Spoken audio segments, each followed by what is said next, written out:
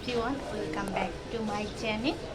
আশা করি সবাই অনেক বেশি ভালো আছো। আমার লাইফে ফার্স্ট টাইম যে 6টা দিন আমি পুরো ফ্ল্যাটটায় একা থাকবো।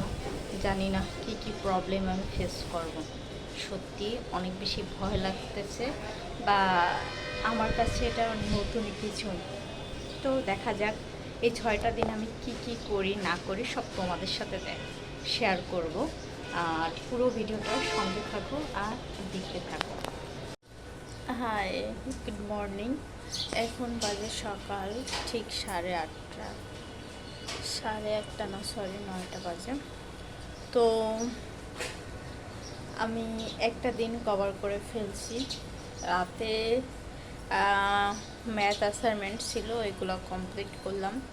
তারপরে ঘুমাইতে ঘুমাইতে রাত 3টা বেজে গেল। আবার ঠিক 6টার সময় উঠে রান্নাবান্না করে খাওয়া দাওয়া করলাম। তো পারবো অবশ্যই। এখন আমি ক্যাম্পাসে যাব। 2000 years later.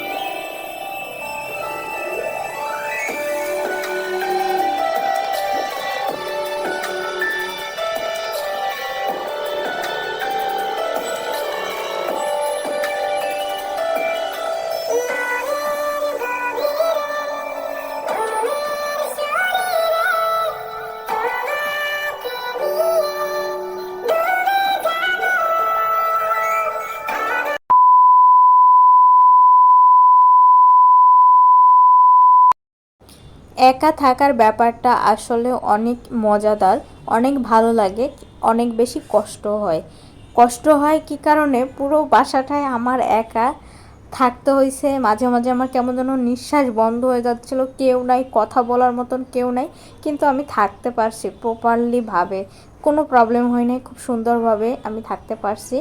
একা থাকাটা লাইফে অনেক মজাদার, অনেক কষ্টদায়ক, দুইটা মিলাই একটা লাইফ আসলে, দুঃখ কষ্ট মিলায়।